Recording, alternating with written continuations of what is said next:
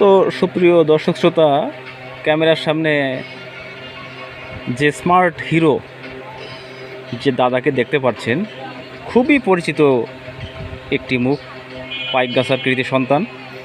এবং উনি যে পোশাক, যে ইনস্ট্রুমেন্ট, যে খাবার, যে চলাফেরা, যাই কিছু উনি ইউজ করুক না কেন, সব কিছু unique system, update, one piece.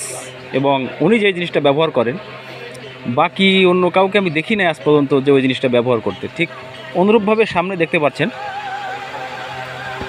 কালারটা খেয়াল করুন, কালারের কম্বিনেশনটা অস্থির। চশমাটাও তেমন তাইওয়ানের, এটা হলে স্কটল্যান্ডের গেঞ্জি হতে পারে। আর হাতে যে ব্রেসলেটটা, ওটা দুবাই থেকে হয়তো বা ওনার কোনো ফ্রেন্ড ওনার জন্য গিফট করেছে।